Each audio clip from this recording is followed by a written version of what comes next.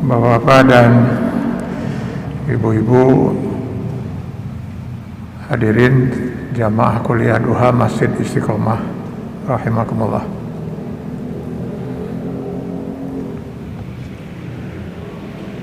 Pasti kita sependapat bahwasanya kehadiran kita hidup di alam dunia ini sama sekali tidak pernah kita rencanakan.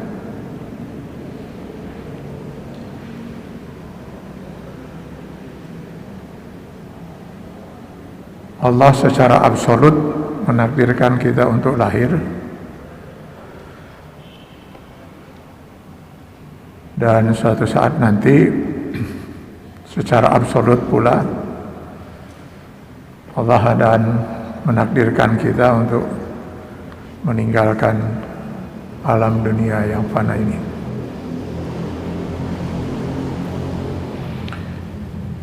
Namun kematian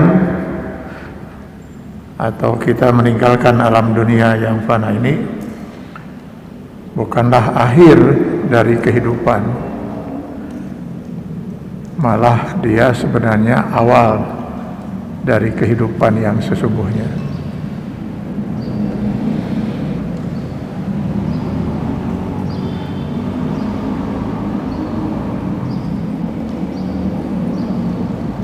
Cukup membuat terkejut para sahabat ketika dalam sebuah hadis Rasulullah SAW menyatakan, "An-nasu niyamun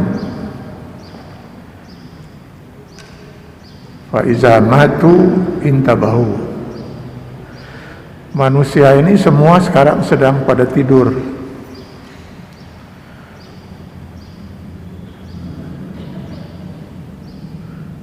Nah, ketika nanti mereka mati, barulah mereka bangun dari tidurnya. Tentu saja pernyataan ini mengejutkan para sahabat itu. Kalau Rasulullah SAW menyatakan bahwa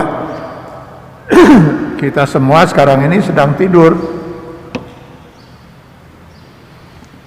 Ada yang tidurnya 60 tahun, ada yang 70, ada yang bahkan sampai 80, bahkan lebih. Ada yang hanya beberapa tahun saja, bahkan beberapa menit pun ada.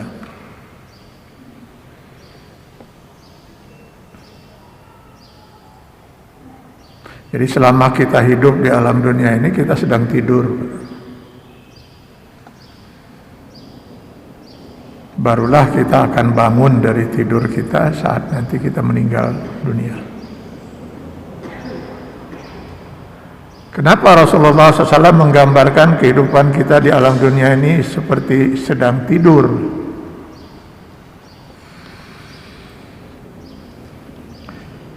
Tentu kita maklum apa yang kita saksikan saat sedang tidur itu sesuatu yang tidak nyata, mimpi. Yang nyata itu adalah yang kita saksikan saat kita bangun tidur. Maka tidak sedikit mereka yang menyesal gitu. Ketika bangun, ternyata kenikmatan yang dia saksikan dan dia rasakan saat mimpi itu hanya sebuah mimpi. Sebaliknya ada orang yang begitu luar biasa bahagia ketika dia terbangun, karena yang dia saksikan itu hanyalah sebuah mimpi itu. Padahal begitu mengerikan sekali yang disaksikannya itu.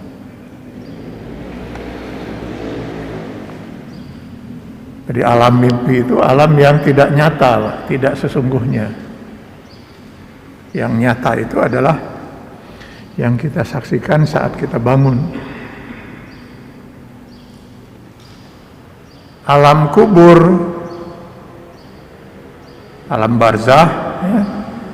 Alam mahsyar, alam hisab, alam mizan, alam sirat, surga, neraka, nyata enggak? Nyata enggak untuk kita sekarang ini? Tidak nyata. Ibu pernah melihat alam barzah? Pernah ke alam barzah?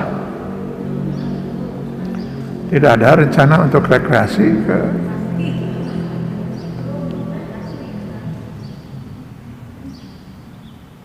Ibu yakin, Bapak yakin ada alam mahsyar itu, alam hisab, alam mizan, alam sirat, surga neraka?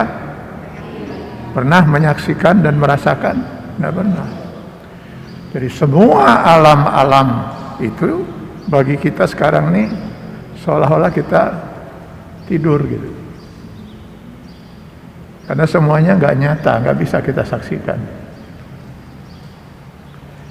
Begitu kita mati meninggalkan alam dunia ini, maka semua akan menjadi nyata. Seolah-olah kita baru bangun tidur.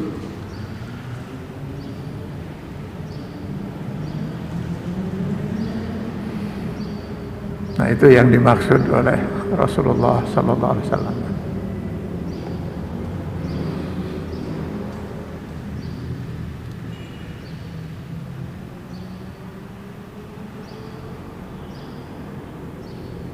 Ngeri juga ya menghadapi kematian itu. Takut nggak Pak menghadapi kematian?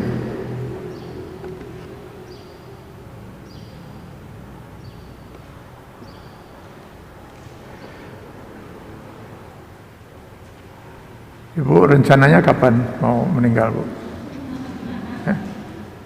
Nggak ada rencana?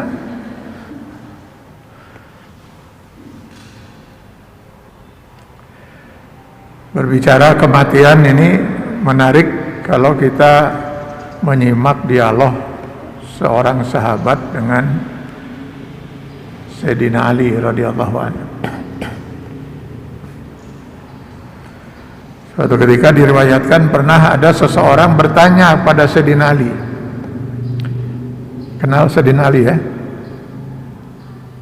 Ya? Kenal di mana? Oh, udah desa RW gitu. Mengenal gitu ya. Beliau ini adalah seorang sahabat di antara 10 sahabat Rasul yang telah dijamin oleh Allah ahli surga. Orangnya gagah, sangat ditakuti oleh lawan-lawannya kalau sudah berada di medan perang itu. Karenanya terkenallah pedang Sayyidina Ali. Wallahu alam ya, saya pernah ke Turki menyaksikan di museum Turki itu ada pedang Sayyidina Ali. Kalau memang itu benar pedang beliau, memang ukurannya itu kalau saya lihat 1,5 kali ukuran pedang biasa, sehingga terbayang itu yang memegang pedang itu pasti orang yang sangat luar biasa gagah.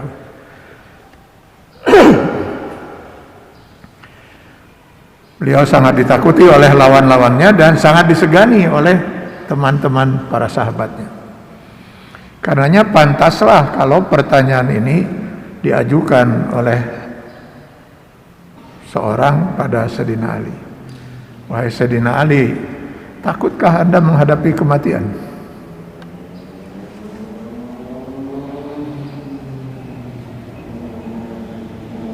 Cepat sekali Sayyidina Ali menjawab tidak.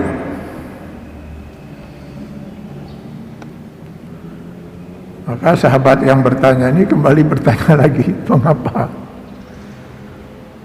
Umumnya orang lain itu takut menghadapi kematian, kalau Anda tidak.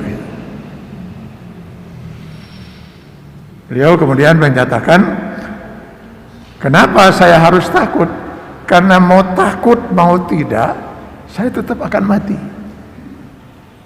Pada detik yang sudah Allah tetapkan.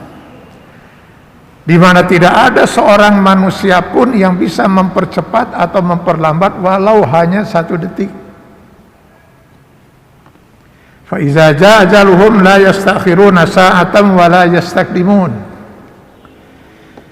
Ini bisa dibaca di antaranya di Quran surat Al-A'raf ayat 34, Yunus 49, An-Nahl 61.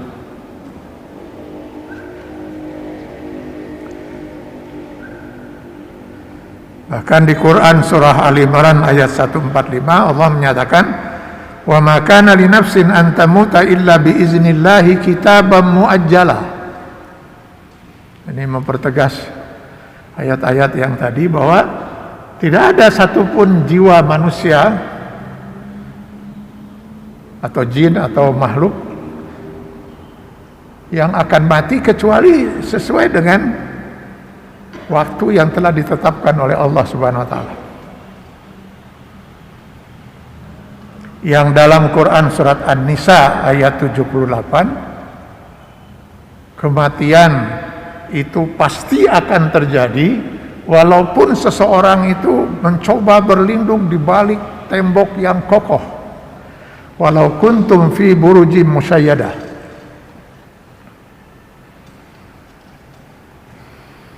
Ini mungkin kalau seseorang itu dalam keadaan perang gitu, perang berkecamuk, dia berlindung di balik benteng yang kokoh itu, sehingga harapannya dia tidak akan mati. Ya kalau memang sudah saatnya mati, mesti mati. Atau kalau mau ditamsilkan, misalnya benteng yang kokoh itu, katakanlah dia berlindung ketika sakit itu di balik tim dokter yang luar biasa banyaknya misalnya yang menangani dia. Tapi sudah saatnya harus mati.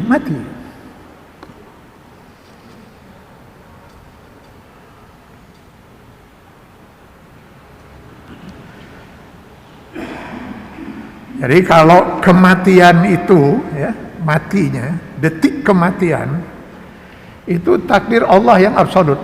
Nggak bisa kita memundurkan atau mempercepat walau hanya 1 detik. Tapi cara kita menjemput kematian itu, nah itu takdir Allah yang sepenuhnya berdasarkan ikhtiar kita manusia. Jadi apakah pada detik kematian yang Allah tetapkan itu dia ada dalam husnul khotimah atau na'udzubillah dalam su'ul khotimah, itu manusia yang menentukan caranya.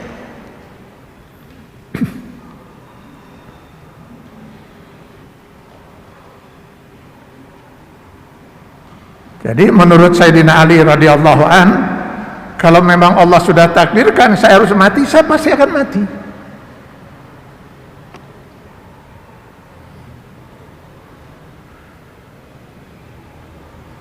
Kalau Allah belum takdirkan, ya pasti saya tidak akan mati. Karena itu kenapa harus kita takuti kematian itu? Mungkin kita sangat mengenal, ya, seorang sahabat Rasul yang lain, Khalid bin Walid, panglima perang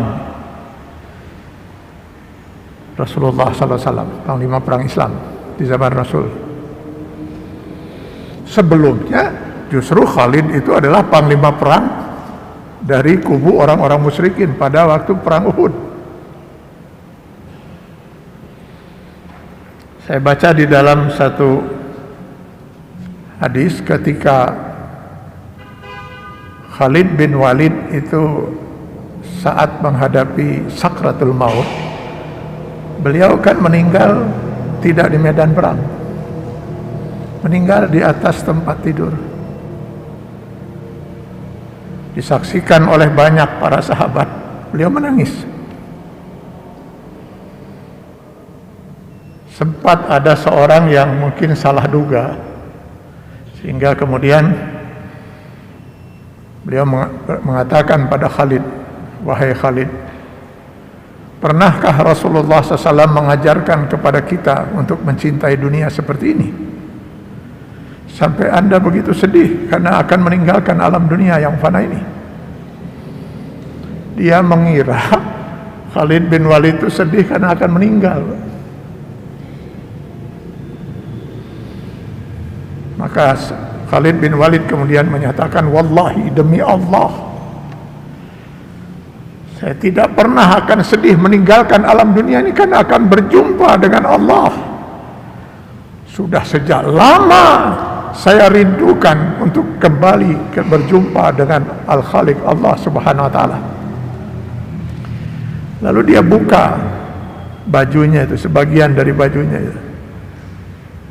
Konon katanya Di seluruh tubuhnya itu ada 100 bekas luka dan tusukan, panah, lembing, pedang, dan lain sebagainya.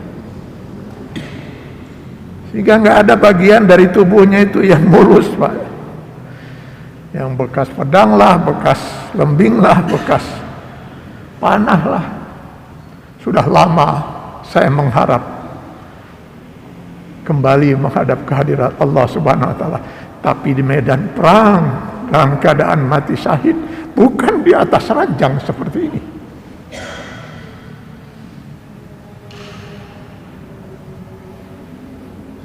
Jadi yang beliau sedihkan cara kematiannya.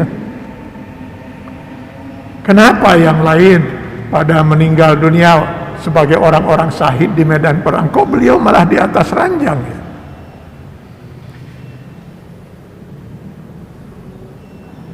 Barulah Khalid bin Walid merasa tenang ketika ada seorang yang hadir mengatakan, "Wahai Khalid bin Walid, demi Allah, saya pernah mendengar Rasulullah SAW menyatakan Khalid bin Walid tidak akan mati di medan perang, tapi dia akan mati di atas ranjang.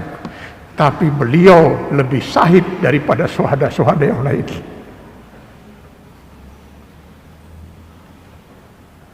Barulah Khalid bin Walid merasa tenang. Lalu dengan kalimat la ilaha illallah, beliau akhiri hidupnya di alam dunia yang fana ini.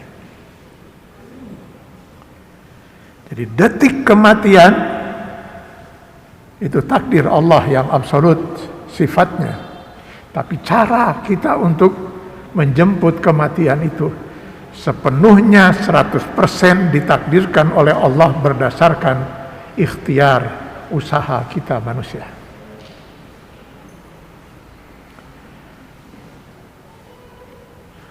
Apakah seseorang itu akan husnul khotimah? Mudah-mudahan kita semua termasuk di dalamnya. Atau nauzubillah, seseorang itu justru mengakhiri hidupnya dalam keadaan su'ul khotimah. Nauzubillah min zalik. Karena itu kata Sayyidina Ali radhiyallahu an, saya tidak takut dengan kematian. Yang saya takutkan hanya satu. Kehidupan seperti apa yang saya akan jalani setelah saya mati, setelah saya meninggalkan alam dunia ini. Di alam barzah, bagaimana nasib saya di alam mahsyar, di alam hisab, di alam mizan, di alam sirat. Dan apakah saya akan selamat melewati jembatan itu untuk memasuki surga Allah, ataukah nauzubillah seseorang akan terjungkal masuk ke dalam neraka jahanam. Itu yang saya takutkan satu-satunya dari kematian. Bekal apa yang sudah saya siapkan untuk saya bisa menempuh perjalanan tidak ada ujungnya.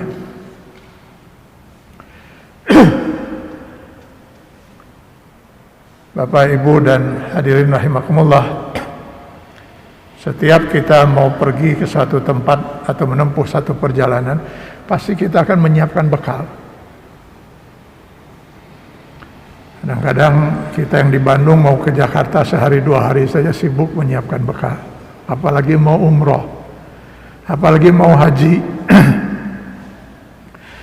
Padahal misalnya umroh hanya 2 minggu, tapi nyiapkan bekalnya mani, aduh, sampai koper itu berapa kali buka tutup, sudah digembok, ingat lagi sendal capit belum masuk. Lalu buka lagi gitu, sehingga begitu mau pergi umrah, begitu mau pergi haji, hancur lah sleting kita koper itu karena sering dibuka tutup. Padahal andai kata misalnya betul sendal jepit itu terlupa, tinggal belilah 5 real 10 real di Mekah. Lupa membawa odol, bisa minta dulu pada teman, lalu kita beli nanti di Mekah, paling seberapa real itu odol. Lalu apa ya yang sudah kita siapkan untuk menghadapi perjalanan panjang tanpa ujung. Khalidina fiha abada. Kita ini manusia masing-masing diciptakan oleh Allah Subhanahu wa taala untuk hidup kekal. Dimana nanti di akhirat nanti manusia akan terbelah dua, sebagian kekal di surga, sebagian lagi kekal di neraka. Nauzubillah min zalik. Kekal itu artinya nggak ada ujungnya, Pak. Berapa lama orang hidup di surga? Nah, kalau mau dikatakan misalnya semiliar triliun, nah itu sebutannya itu semiliar triliun. Sekian triliun tahun misalnya, oh itu masih ada ujungnya. Sekian triliun tahun itu masih ada ujungnya, Pak. Sekian biliun tahun misalnya itu ada ujungnya. Ini tidak ada ujungnya, Pak.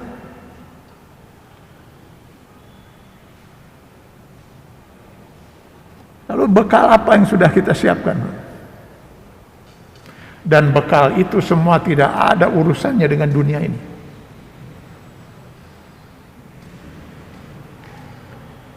Karena semua yang ada di dunia ini pasti akan kita tinggalkan di alam dunia ini. Jangankan istri atau suami yang kita cintai, anak cucu yang lucu-lucu yang kita sayangi, jangankan harta, pangkat, jabatan, atau semua yang berbau duniawi di dunia ini, bahkan jasad kasar kita sendiri, ini jasad ini, Pak, harus kita tinggalkan di alam dunia yang fana ini untuk dikuburkan entah di Sirnaraga kah atau di Taman Pahlawan kah. Nah, itu urusan yang hidup lah, bukan urusan kita.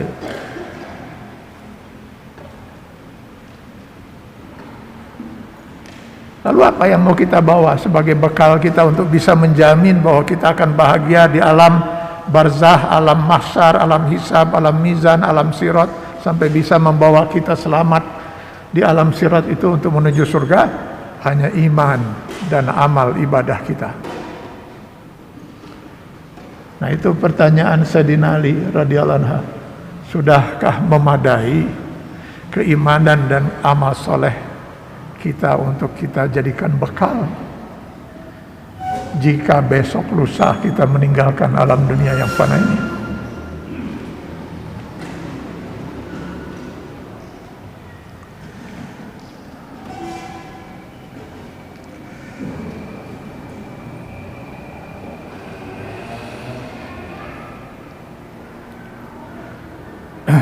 Bapak-bapak dan ibu-ibu serta hadirin rahimakumullah.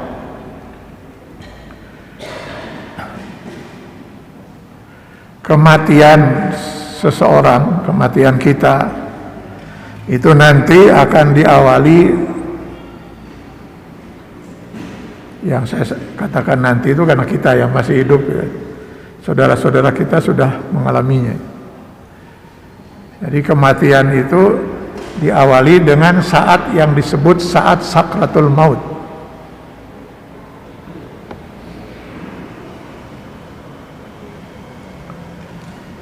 Detik-detik kematian. Ya, saya sendiri tidak tahu persis ya apakah itu detik atau menit, karena saya sendiri belum merasakan. Sayangnya mereka yang sudah merasakan juga pada terus pergi ke alam barzah, nggak ada yang kemudian balik lagi terus cerita kumaha pengalaman anak gitu. Yang pasti yang disebut sakratul maut itu saat-saat atau detik menit sebelum malaikat Israel mengeluarkan ruh dari jasad. Nah, saat-saat itu disebut saat sakratul maut.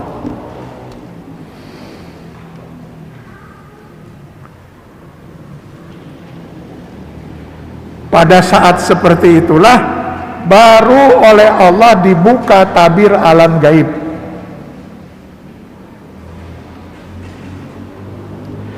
Silakan baca di Quran surat Qaf ayat 22. Laqad kunta fi ghaflatin min hadza fakashafna anka ghita'aka fabasarukal yawma hadid.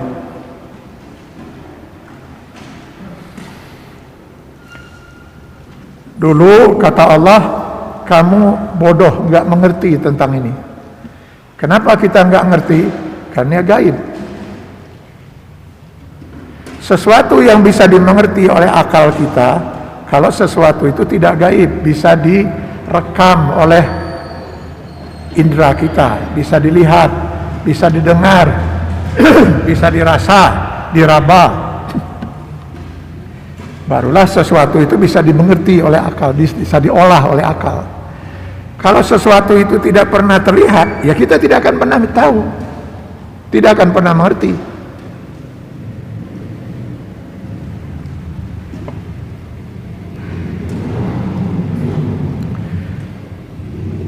Ibu tahu nggak bagaimana bentuk jin?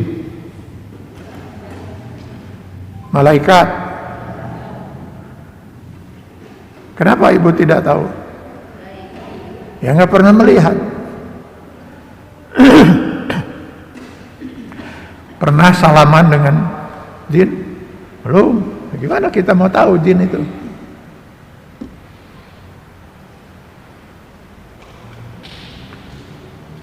Ya artinya yang kita tahu hanya sebatas yang Allah jelaskan di dalam Al-Quran atau dijelaskan oleh Rasul dalam hadis. Hanya sebatas itulah. Kalau yang disaksikan oleh masyarakat itu bukan jin dalam bentuk aslinya, itu penyerupaan, hantu yang kita sebut hantu. Tapi jin sendiri bentuknya nggak tahu kita. Kenapa? Karena dia makhluk gaib.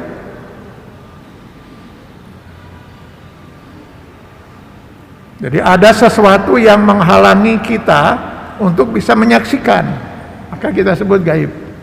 Nah di dalam Quran surat Qaf ayat 22 ini digambarkan yang menghalangi kita itu seperti ada sebuah tirai misalnya gitu, menghalangi pandangan kita. Maka saat sakaratul maut itu barulah Allah singkap tirai itu. Fakashafna anka ghita'aka. Barulah kami singkap tirai itu. Fabasarukal yawma hadid, maka pandanganmu sekarang sangat jelas menyaksikan apa yang selama ini nggak pernah kamu saksikan karena gaib. Sayangnya para pembohong itu di negeri kita malah disebut orang pintar, dukun, gitu ya, begitu, dukun.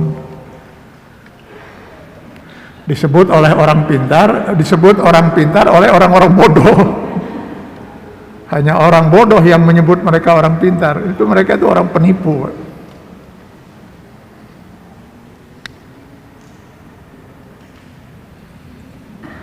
Saya yakin betul karena Allah yang menyatakan ini.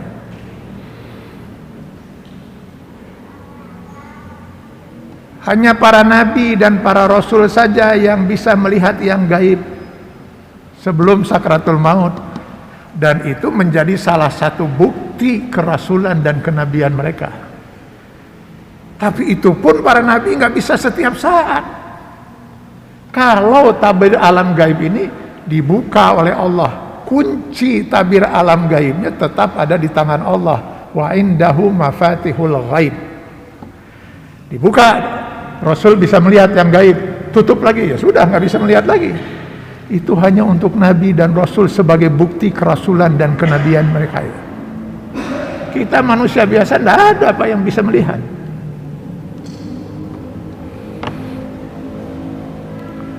Saya kalau melihat jin dalam wujud manusia, dalam wujud binatang, sering saya melihat itu. Sudah sering saya melihat itu. Tapi saya yakin betul itu bukan jin dalam wujud aslinya, penyerupaan. Di mana Allah memang memberikan kemampuan kepada para jin itu untuk menyerupakan diri dengan makhluk bumi, manusia atau binatang. Jadi barulah pada saat sakratul maut tabir alam gaib itu dibuka. Sehingga pada saat sakratul maut kita akan menyaksikan semua yang gaib itu menjadi nyata. Maka ibu bapak jangan aneh kalau kita mendampingi orang yang sedang dalam sakratul maut, tiba-tiba dia seperti yang bingung gitu, culang cileng gitu. Kenapa? Ya bagaimana tidak bingung, dia menyaksikan sesuatu yang seumur hidup gak pernah dia saksikan. Sekarang pertanyaan saya, Pak, di masjid ini ada jin tidak? Ada, Pak. Saya sabaraha coba.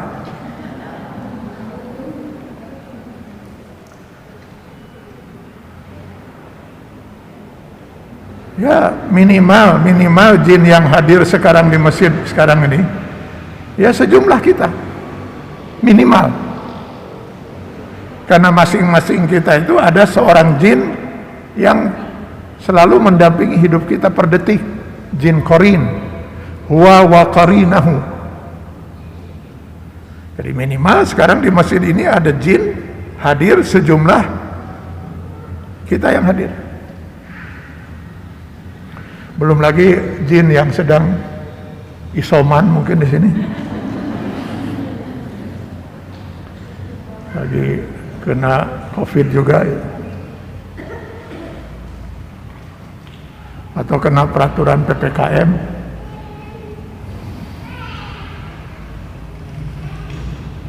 Ada nggak malaikat sekarang di masjid bersama kita? Ada. Minimal malaikat raqib dan atid. Kalau majelis taklim kita hari ini diberkahi dan diridai Allah, maka kata Rasul bersama kita akan hadir para malaikat pembawa rahmat.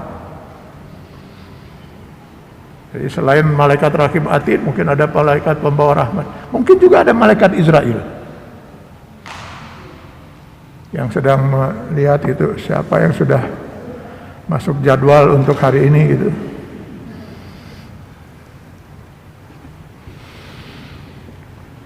Kok kita nggak ngelihat? Ya memang takbir alam gaib belum dibuka. Tapi pada saat seorang menghadapi sakratul maut, semua akan terlihat. Jadi bayangkan dia nggak akan bingung bagaimana melihat itu semua. Iya, berseliweran itu jin, malaikat itu di sekelilingnya.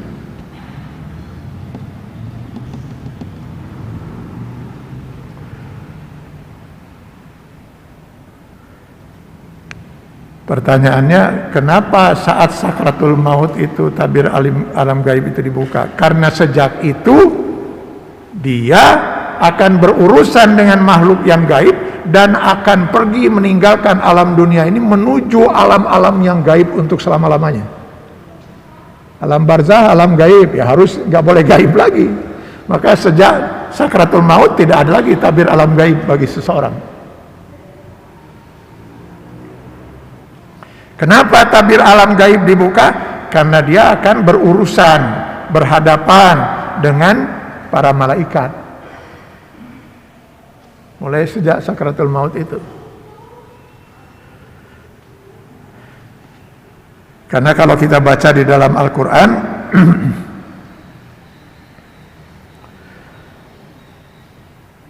sebelum malaikat Israel itu turun untuk melaksanakan tugas yang Allah berikan padanya, mengeluarkan ruh dari jasad kita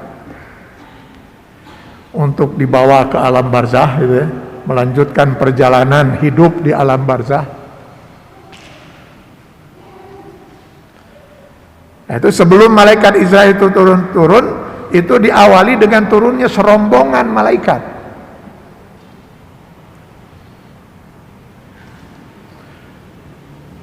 Maka si calon almarhum ini sudah harus bisa melihat, mendengar apa yang mau disampaikan kalau ada yang mau disampaikan oleh malaikat itu.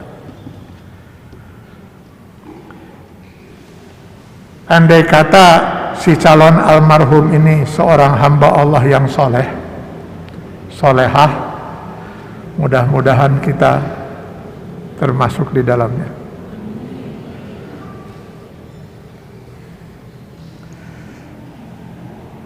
Maka yang bakal turun ini adalah rombongan malaikat khusus.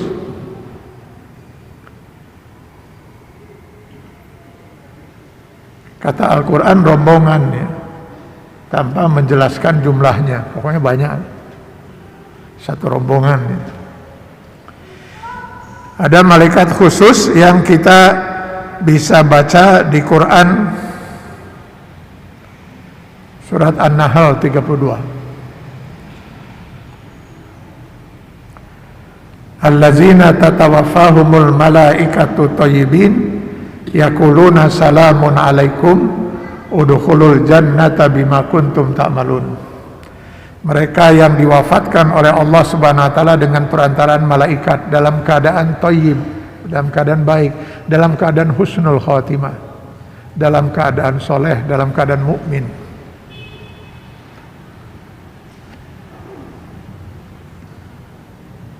Maka rombongan malaikat ini datang langsung menyapa si calon almarhum atau almarhumah dengan ucapan salamun alaikum, selamat atasmu. Jadi assalamualaikum gitulah ya, selamat atasmu. Udkhulul jannata bima kuntum ta'malun, silahkan kamu masuk surga. Kami datang diperintahkan oleh Allah untuk menjemputmu dan mengantarkan kamu sampai ke dalam surga nanti bima kuntum ta'malun, oleh sebab amal perbuatan yang telah kamu lakukan. Maka tahulah si calon almarhum kalau dirinya ahli surga.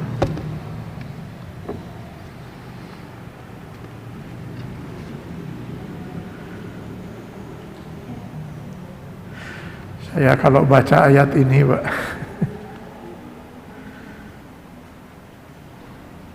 ya Allah, hanya bisa berdoa, tentu dengan usaha yang mampu saya lakukan itu. Ya Allah, izinkan saya nanti menjemput ajal dengan cara seperti ini.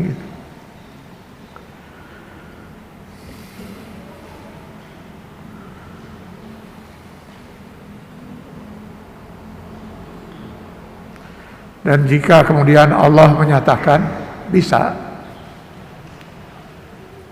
tapi harus sekarang juga gitu, maka saya akan mengatakan silakan Allah, detik ini ambil sajalah nyawa saya gitu. Kalau saya bisa mengakhirinya dengan cara seperti itu, bagi saya kapan sajalah.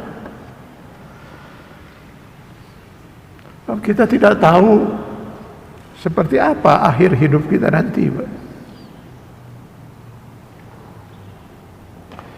Sementara dalam hadis, kumpulan hadis Arba'in itu Rasulullah SAW mengatakan kan, ada orang yang kafir selama hidupnya, jarak antara dia dengan neraka hanya tinggal 1 jengkal lagi, Pak. Tiba-tiba dia mendapat hidayah dari Allah, karena sebelumnya pasti dia ada usaha untuk memperoleh hidayah. Lalu dia masuk Islam, lalu meninggal dunia, lalu surga baginya, husnul khatimah.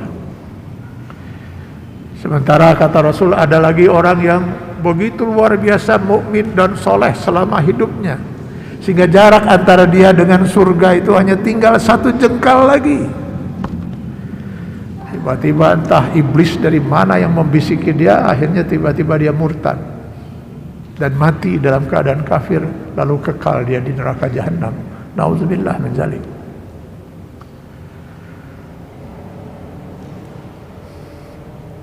Karenanya saya nggak bisa menyatakan, misalnya kalau melihat ada orang kafir gitu ya, wah dia mah neraka. Belum tentu, Pak. Jangan-jangan nanti sebelum meninggal dunia dia masuk Islam. Sebelum dia sampai sakratul maut, kita nggak bisa memvonis. Atau kita melihat ada orang luar biasa solehnya, wah ya mah pisorgaeun. Belum tentu. Jangan-jangan hanya beberapa menit, detik sebelum matinya itu dia murtad. Nauzubillah min dzalik. kita baru bisa memvonis, menyatakan itu pun dalam dugaan ya, kalau dia bukan kafir, bahwa dia itu husnul khotimah, sul khotimah itu menurut ukuran kita kan ya. Kalau kafir pasti pinarakaeun, kalau dia mati dalam kafiran. Kalau dia mukmin pasti pisorgaeun, kalau dia mati dalam keadaan beriman. Apakah nanti pisorgaeunnya itu langsung masuk surga atau mampir dulu di neraka, tapi pasti masuk surga itu. Itu ketika sudah sakratul maut.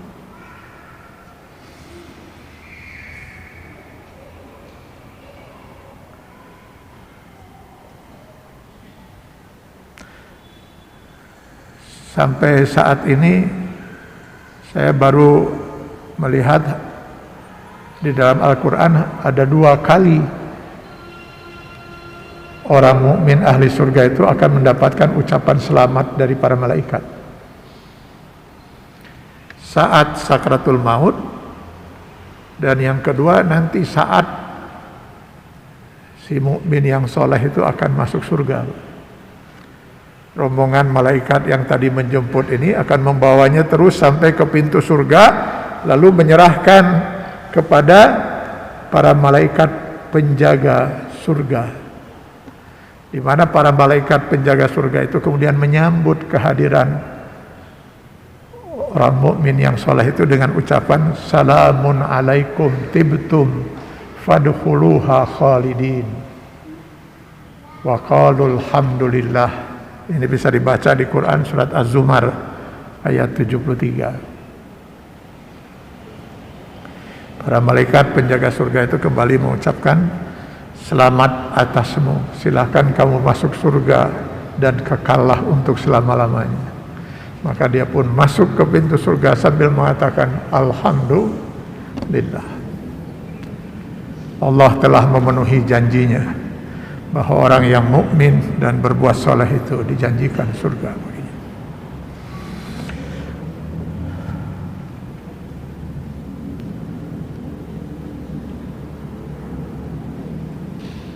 Jadi kalau tema kita pada pagi hari ini indahnya kematian, sangat indah, sangat indah kematian itu. Tentu untuk orang-orang yang soleh.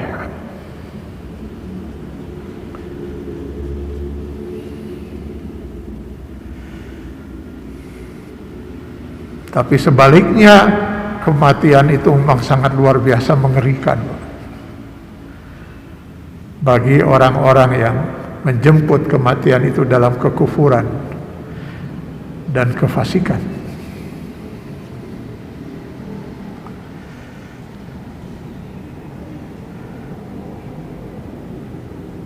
Coba lihat di Quran surah Al-An'am 93. Bagaimana orang-orang zalim itu ketika matinya itu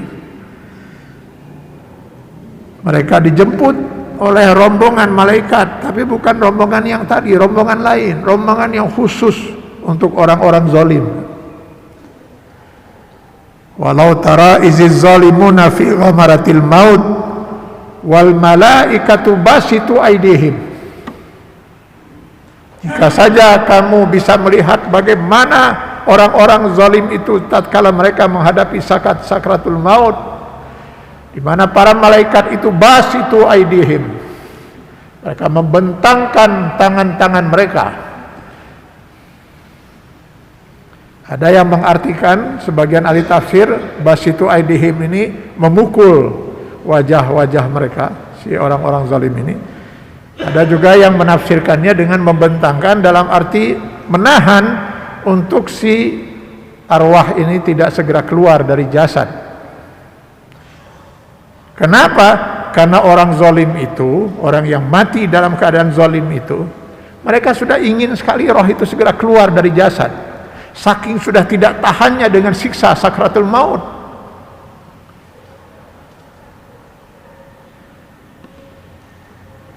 Siksa sakratul maut itu siksa yang gak mungkin tertahan oleh kita manusia, Pak.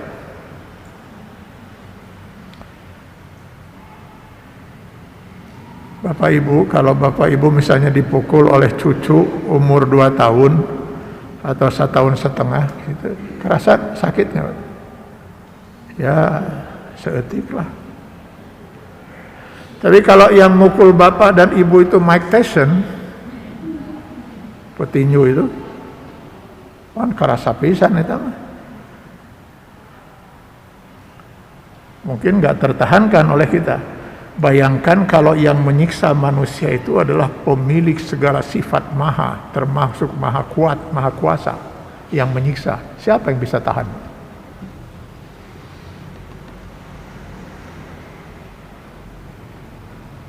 Makanya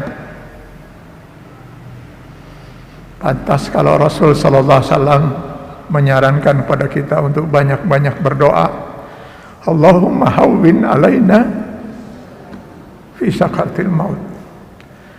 Ya Allah, ringankan kami saat kami nanti menghadapi sakratul maut. Siapa yang tahan? Maka orang zalim ini digambarkan mereka saking ingin segera keluar roh itu dan mengira kalau sudah keluar roh itu maka siksa berakhir.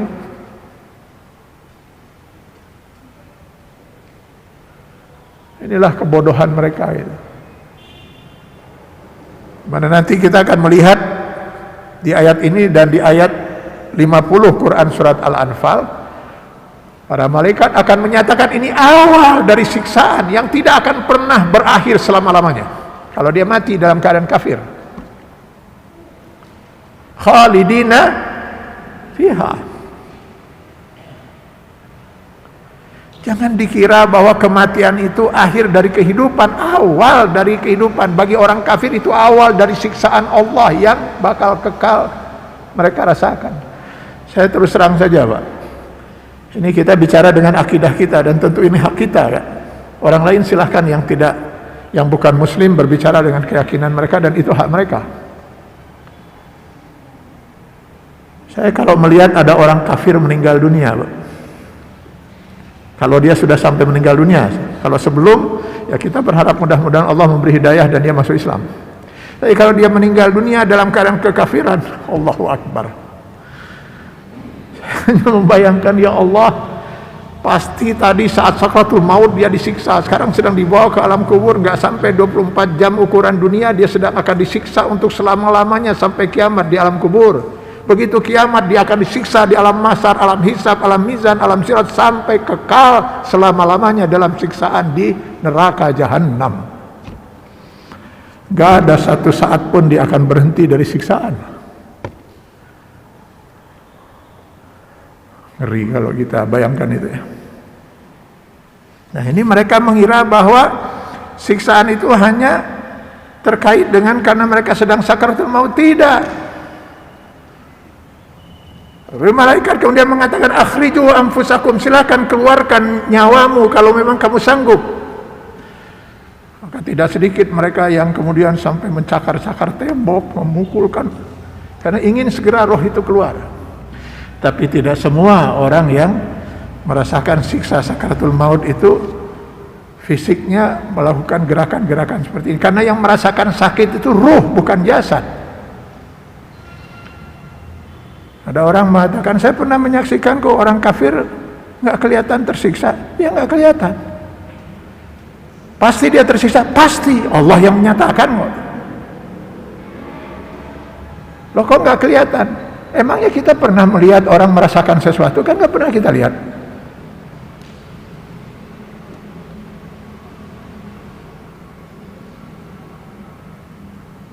Yang merasakan itu apa, Bu? Yang merasakan sesuatu itu apa? Ruh atau jasad? Ibu pernah merasakan lapar? Haus? Sedih, gembira, cinta, benci? Gelisah, resah, takut, cemas? Indra apa yang ibu pergunakan untuk merasakan semua itu? Indra apa? Indra rasa. Indra rasa itu adanya di mana? Di hati. Hati yang mana? Hati yang luka. Itu mah judul lagu. Ruh, Pak. Ruh kita itu semua. Ruh yang kita disebut, yang juga kadang-kadang disebut dalam Al-Quran dengan nafs atau ar-ruh. Kadang-kadang menyebut jiwa. Nah, itulah kita sesungguhnya. Jasad ini hanya tempat tinggalnya ruh sementara kita hidup di alam dunia ini.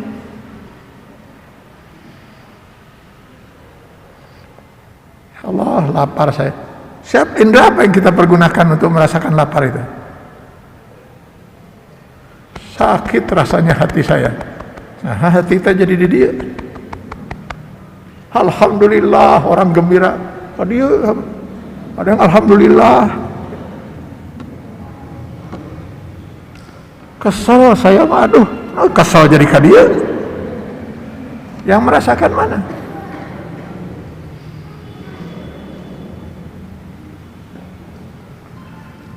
Jadi siksa kubur itu yang disiksa apa? Ruh di alam kubur, di alam barzah, bukan jasad.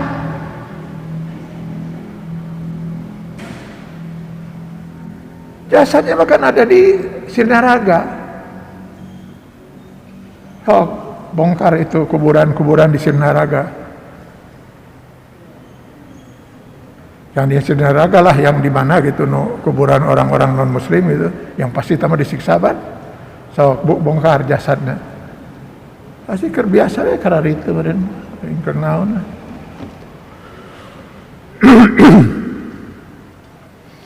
Ini banyak kisah-kisah, bahkan kemarin diungkap oleh seorang ustadz katanya. Nyebar itu ya, lalu banyak orang jadi bingung dan bertanya kepada saya, benar ini gitu. Ada jasad yang salah ngubur gitu, nah. Ternyata kuburannya salah gitu, kuburan batur itu mah. Jadi beberapa hari kemudian dibongkar lagi, begitu dibongkar, wah katanya itu darah semua itu, terus si kafan itu rajet itu, kelihatan bekas disiksanya itu. Padahal dia katanya orang yang dulu dikenal sangat soleh, cuman satu kesalahannya itu, dia suka makan riba. Nah, itu sebenarnya misi dari Ustadz itu menyampaikan itu. Bahwa si Ustadz itu ingin menyampaikan bahwa riba itu adalah sesuatu yang sangat diharamkan oleh Allah, bagus. Tapi memberi contoh ini berbahaya ini.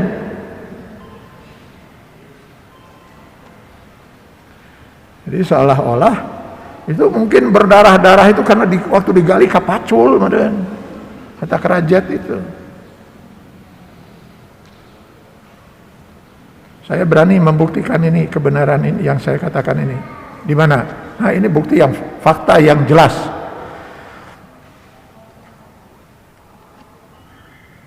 An-nar yu'raduna 'alaiha ghuduwan wa 'ashiya. Neraka jahanam itu dipertontonkan kepada Fir'aun dan para pengikutnya yang menuhankan dia itu pagi dan petang. Fir'aun itu disiksa oleh Allah di alam kubur, nggak ada henti-hentinya. Sekarang disiksa sejak 4.000 tahun yang lalu itu. Tapi kayana dan sampai selama-lamanya dia disiksa. Kata siapa? Kata Al-Quran. Ya pantaslah disiksa. Dia bukan hanya kufur, bahkan mengklaim dirinya sebenarnya Tuhan itu. Dan berapa banyak rakyatnya yang pernah dia bunuh gara-gara tidak mau menuhankan dia. Bahkan Nabi Musa pun alaihissalam sempat mau dibunuhnya. Kata Al-Quran, dia disiksa selama-lamanya pagi dan petang di alam kubur itu. Saya pernah berada di Mesir 6,5 tahun waktu saya mahasiswa. Sekian kali saya masuk ke museum di Kairo itu, di Medan Tahrir tempatnya itu. Tempat di museum di mana di museum itu juga terdapat muminya si Fir'aun. jasadnya yang masih utuh itu. Saya pernah masuk pagi-pagi, siang pernah, sore-sore pernah, karena kuno resep-resep teuing ningali saya eta lain abdi nu resep Ibu. Kadang-kadang datang tamu dari Indonesia minta diantar, belum melihat, ya oke, saya kalau ada waktu saya antar gitu. Kadang-kadang pagi, kadang-kadang siang, karena itu jasad si Firaun tersare, Pak. Gitu tak. Saya masuk pagi-pagi kersare ke situ. Nah ini ya gini nggak? Satu-satunya mumi yang tangannya begini cuma dia. Yang lain gini.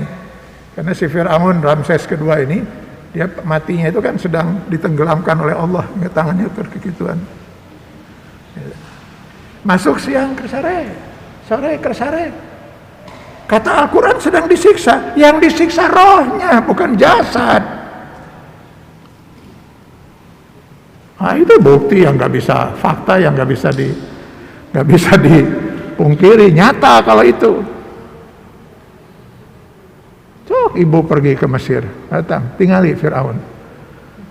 Tungguan Fir'aun sapopoe ti isuk nempi ka magrib.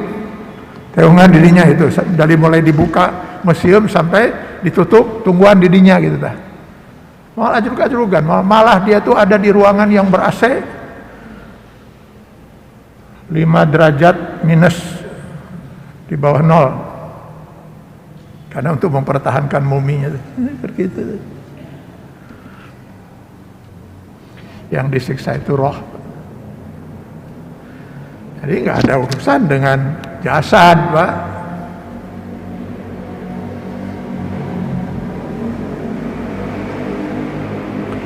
Kalau yang disiksa itu jasad, beruntunglah orang-orang yang punya keyakinan kalau ada orang meninggal dunia itu jasadnya kemudian dibakar. Yang di Bali misalnya itu kan dibakar itu. Sehingga sampai jadi debu, terus sudah jadi debu, taruh di batok kelapa, kemudian pergi ke laut, piceun. Udah nggak ada siksa kubur. Nah, bersiksa jadi debu.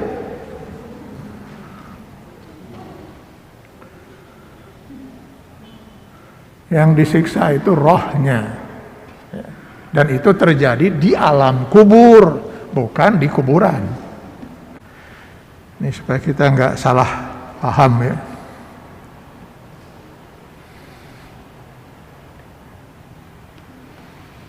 Nah setelah dia disiksa, si yang kafir itu atau yang zalim itu yang tadi bisa dibaca di Al-An'am 93, Al-Anfal 50. Di antara bentuk siksaannya itu yadribuna wujuhahum wa adbarahum, bisa dibaca dalam Quran surat Muhammad ayat 27. Digambarkan memang di dalam ayat itu seolah-olah malaikat itu memukul wajah dan punggungnya. Ini hanya gambaran untuk kita fahami bahwa itu ada siksaan. Padahal yang disiksa bukan fisik tapi ruh. Setelah siksaan itu barulah malaikat Israel tepat pada detik yang Allah tetapkan turun untuk mengeluarkan ruh dari jasad. Yang kalau saya baca dalam hadis riwayat Ahmad bin Hanbal, itu posisi malaikat Israel itu berada di ujung kepala calon almarhum atau almarhumah. Jadi kalau calon almarhumah itu sedang berbaring di ranjang, nah kira-kira posisi malaikat Israel itu di bantal, Pak. Dari situ mengeluarkan ruhnya itu, ditariknya itu seret. Jadi ada benarnya juga itu ya, bahwa yang paling pertama terasa dingin itu ujung kaki. Berakhir nanti roh itu keluar di ujung kepala, di ubun-ubun. Nah kalau sudah sampai di ujung kepala, sudah keluar, biasanya ada entakan, Pak. Nah, itu berarti sudah lepas gitu. Coba aja lihat pada binatang juga sama, ayam, kambing itu kalau sudah ada entakan gitu, berarti udah lepas gitu. Sebelumnya wah macam-macam gitu. Nah, keluarnya ruh dari jasad ini luar biasa sakitnya. Siapapun akan merasakan sakitnya, termasuk para nabi dan rasul. Jangankan kita. Hanya yang membedakan itu waktu. Kalau orang-orang soleh, terutama para nabi dan rasul, waktunya itu mungkin hanya sepersekian detik, sehingga sakit itu hampir tidak terasa, Pak. Enggak sih, udah hampir nggak terasa sakit itu. Nah, yang repot itu yang rohnya ditarik gitu ya, nanti baru 60% asupkeun deui, tarik deui, udah sup gitu kan, diayun-ayun gitu tah, yang nah gitu. Nauzubillah min dzalik. Nah, begitu roh dia bawa, kemudian barulah dibawa oleh malaikat Israel didampingi oleh malaikat, tergantung malaikat mana tadi, rombongan mana yang datang gitu ya. Kalau dia orang roh hamba saleh, dibawa oleh malaikat menuju alam barzah, alam kubur. Di mana alam kubur itu? Kembali kalau kita baca riwayat Ahmad bin Hanbal, kebanyakan hadis-hadis tentang ini diriwayatkan oleh Ahmad bin Hanbal dalam musnadnya. Untuk sampai kita ke alam kubur itu kita akan melewati sekian lapisan langit. Di setiap lapisan langit ini duduk para malaikat penjaga langit.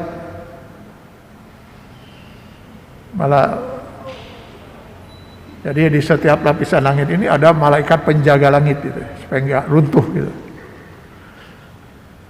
Kalau dia seorang hamba Allah yang saleh, maka para malaikat di lapisan langit ini akan mencium aroma yang sangat luar biasa wanginya loh. Sehingga mengundang mereka untuk bertanya, wahai Israel, ruh siapa yang Anda bawa ini? Alangkah luar biasa wanginya. Maka malaikat Israel pun akan menyebut nama asli dia di dunia. Misalnya ruh Atian Ali. Cik aminkeun Bapak Ibu. Ya Allah, mun eueun nu ngaaminkeun saurang ge. Cigana teu yakin gitu. Cik aminkeun atuh Pak, Ibu. Ya roh bapak-bapak dan ibu-ibu sekalian yang hadir sekarang ini. Tuh ari eta diaminkeun ya. Lalecikna teh. Maka para malaikat pun kemudian mendoakan, ya Allah, terimalah arwah hambamu yang soleh ini dan tempatkan dia di tempat yang mulia sesuai dengan janjimu.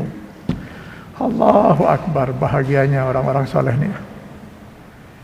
Mungkin istrinya atau suaminya belum sempat mendoakan, masih hanyut dalam kesedihan, anak-anaknya malah ada yang belum tahu karena belum bisa nyambung berita tentang kematian orang tuanya.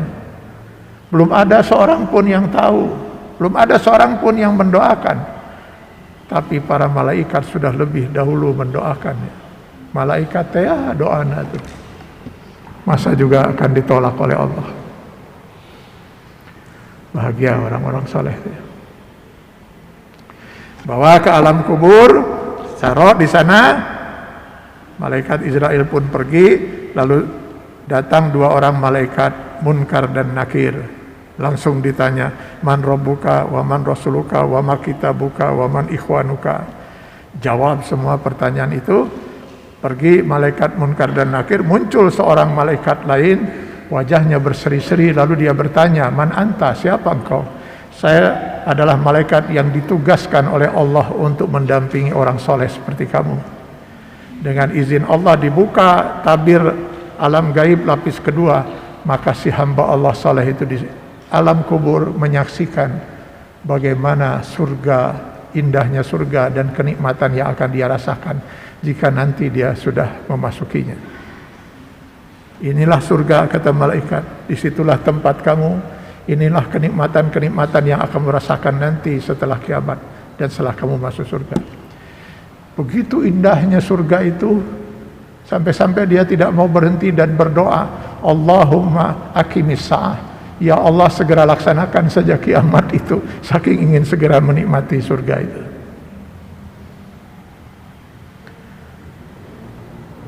Indah kematian untuk orang-orang saleh. Tapi kalau orang-orang kafir, ya dibawa rohnya oleh malaikat Israel didampingi oleh rombongan malaikat, maka di setiap lapisan langit itu akan tercium bau yang sangat busuk sekali. Mengundang para malaikat penjaga langit bertanya, ruh siapa yang Anda bawa, alangkah busuknya? Disebut dengan nama asli dia di dunia, ruh si Eta, ruh si Bedul. Lalu para malaikat pun kemudian melaknatnya, ditempatkan di alam kubur. Lalu kemudian malaikat Israel pergi, datang malaikat Munkar dan Nakir, ditanya man rabbuka wa man rasuluka wa ma kitabuka wa man ikhwanuka. Bengong, gak bisa jawab. Pergi malaikat Munkar Nakir, muncul seorang malaikat yang luar biasa menakutkan penampilannya. Dia pun bertanya, siapa Anda? Saya malaikat yang ditugaskan oleh Allah untuk mendampingi manusia-manusia kafir seperti kamu. Dibukalah tabir alam gaib lapis kedua, maka tampaklah keadaan neraka jahanam. Ini yang disebut dengan siksa alam kubur. An-nar yu'raduna 'alaiha ghuduwan wa asya. Neraka jahanam dipertontonkan kepadanya pagi dan petang. Wa yauma taqumus saah, dan sampai kiamat, ketika kiamat tiba, udkhulu ala fir'aun, barulah dimasukkan ke dalam neraka jahanam. Menonton siksaan itu adalah siksaan. Jadi kalau yang saya pahami sampai dengan detik ini, siksa kubur itu dalam bentuk tontonan. Menonton siksaan tidak? Siksaan. Sekarang orang divonis, dihukum mati, pelaksanaannya sebulan lagi. Selama 1 bulan pagi dan petang dia disuruh nonton orang yang dihukum mati. Nah, mau kasih siksa. Kata dokter pada ibu, Bu, gak bisa diselamatkan lagi. Gigi ibu besok harus dicabut semuanya. Saya yakin semalaman ibu gak akan tidur. Ya kan? Membayangkan siksaan, apalagi melihatnya, itu siksaan.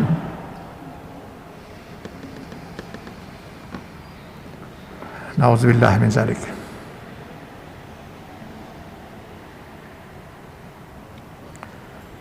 Bapak Ibu dan hadirin yang saya hormati, kenapa saya memilih tema ini, walaupun saya tahu di tempat ini saya pernah kapan menyampaikan tema ini gitu ya. Ini terkait dengan begitu luar biasa banyaknya SMS, WA yang masuk ke HP saya setiap hari. Akibat berseliwerannya berita-berita terkait dengan COVID-19 ini. Berita hari ini kita mendengar ternyata saudara kita yang di sana, keluarga kita, teman kita ini ikut terpapar, yang sebagian lagi sudah meninggal dunia.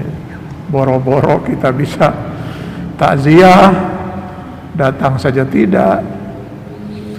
Tetangga saya itu sedih sekali kalau saya lihat itu. Suami istri umumkan di masjid, almarhum Mah meninggal dunia malam itu. Pagi-paginya pada subuh diumumkan lagi almarhum suaminya juga meninggal. Jadi beda hanya berapa jam suami istri itu meninggal. Gak ada yang saya lihat yang datang ke rumah, karena gak dibawa ke rumah jasadnya dua-duanya, langsung ke Cikadut. Maka tidak sedikit mereka yang makin hari ini makin merasa cemas gitu ya. Gelisah, takut. Gimana kalau dirinya terpapar juga COVID-19 ini dan berujung dengan kematian. Maka saya sempat membuat sebuah tulisan itu ya, yang secara panjang lebar saya jelaskan di dalam kajian duha ini. Kematian bukan sesuatu yang harus kita cemaskan, bukan sesuatu yang harus kita takutkan. Mau cemas, mau takut, kata Sayyidina Ali, kita pasti mati pada detik yang Allah sudah tetapkan. Cuman cara kita menjemput kematian itu adalah ikhtiar kita. Maka saya menghimbau, marilah kita berikhtiar untuk memegang amanah nyawa ini gitu, dengan mematuhi protokol kesehatan. Jangan sampai kita dianggap oleh Allah sudah melakukan bunuh diri. Bahaya ini. Mati dalam kekafiran. Kenapa? Sama-sama kekal di neraka orang yang bunuh diri. Sudah tahu kita kalau memang penyakit itu memang ada, Pak. Dan kematian itu sudah 63.000, Pak, di Indonesia ini. Yang terpapar 2,4 juta, Pak. Ini dengan entah yang tidak diperiksa atau tidak tercatat, Pak. Itu lebih banyak lagi. Sehingga dunia luar menganggap jumlahnya di Indonesia itu yakin lebih dari 10, bahkan mungkin 20 kali lipat yang diberitakan. Mereka bukan saja yang berusia lanjut, Pak. Dokter-dokter sekarang sudah 458 dokter, Pak, meninggal. Banyak diantaranya masih muda-muda, Pak. Yang saya tahu ada beberapa itu di bawah 45 tahun, dokter. Ini jangan dianggap enteng, Pak. Ulama yang meninggal ini sudah hampir mencapai 600, Pak, di seluruh Indonesia. Ulama yang meninggal terpapar COVID-19 ya.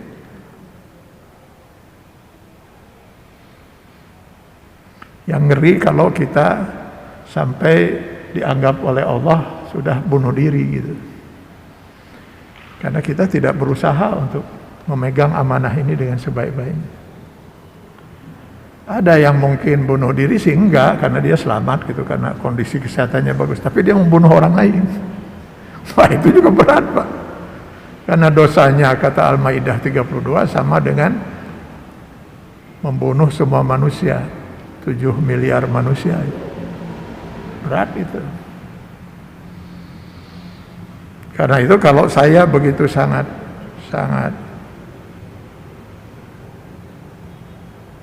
ngotot dalam hal ini, Pak. Karena saya paham betul, Pak. Ini salah satu dari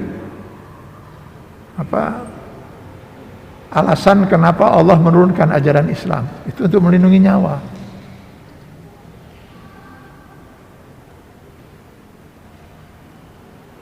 Kenapa saya terkesan ngotot gitu ya, termasuk waktu kemarin khutbah Jumat di sini. Berdosa saya kalau tidak mengingatkan, Pak.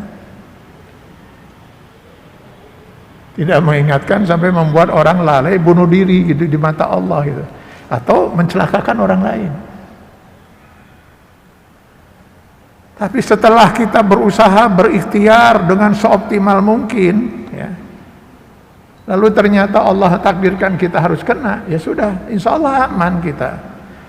Allah tidak akan menyalahkan kita karena kita sudah berusaha maksimal. Yang diwajibkan bagi kita itu usaha, Pak, bukan hasil. Virus itu kelihatan saja enggak, Pak, oleh mata telanjang. Sangat mungkin saja kalau harus kena, Allah takdirkan kita kena, ya kena.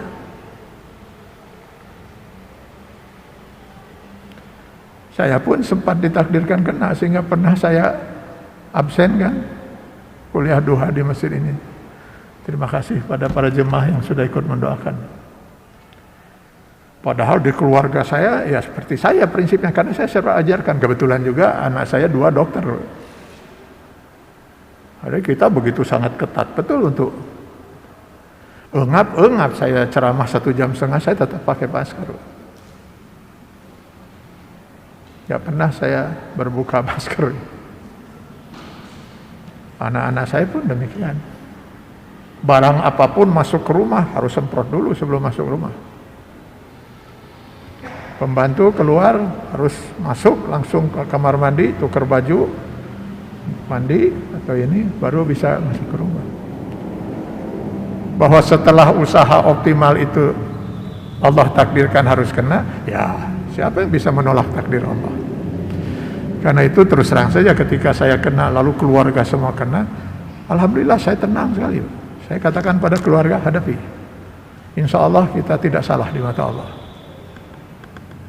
Karena kita sudah berikhtiar.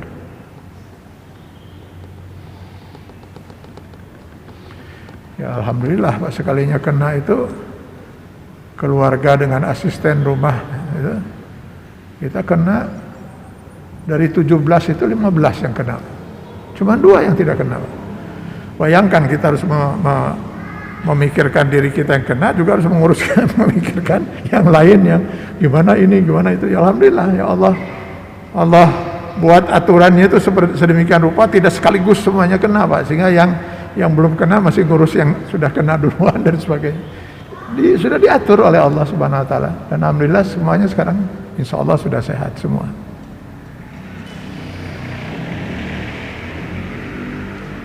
Makanya kalau ada orang bertanya kepada saya, apakah setiap orang yang kena COVID-19 lalu meninggal dunia itu pasti mati syahid? Saya katakan, belum tentu. Sama halnya dengan orang yang mati di medan perang. Kan pernah ditanyakan oleh seorang kepada Rasulullah, bagaimana dengan orang yang mati di medan perang? Apakah mati syahid? Belum tentu, kata Rasulullah. Jangan-jangan dia ikut perang bukan karena lillahi ta'ala, tapi karena tadinya memang rencananya mau bunuh diri. Dia tuh udah putus asa, lagi dia mikir-mikir gimana cara bunuh diri nurada pantas seetik gitu. Tiba-tiba dia mendengar, oh ada perang, iya rada gagah ya mah. Lalu dia masuk ke medan perang dan mati gitu. Masa yang gitu mati syahid Pak? Atau gagayaan gitu kan, hanya ingin gaya ya ulah disebut pengecut gitu, bukan karena membela agama Allah.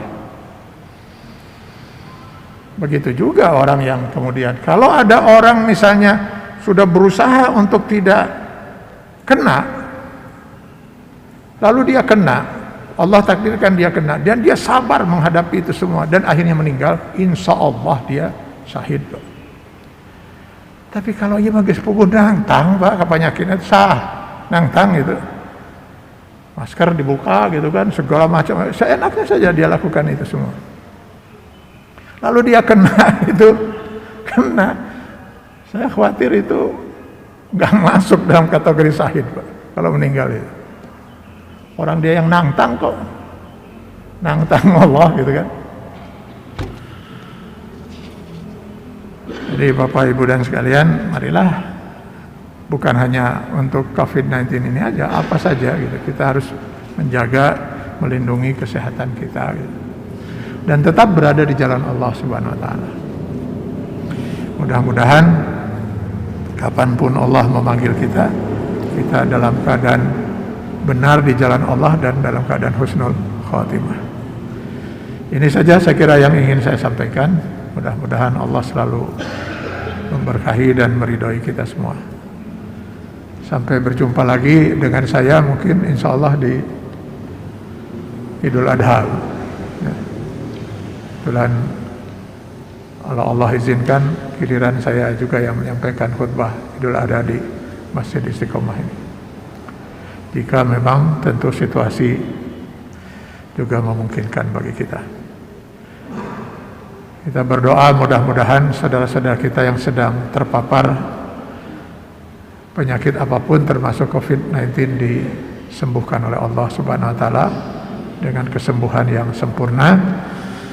Dan kita mudah-mudahan dilindungi oleh Allah Subhanahu wa taala, dan mudah-mudahan kita selalu diberikan hidayah oleh Allah agar kita selalu berada di jalan yang diridainya.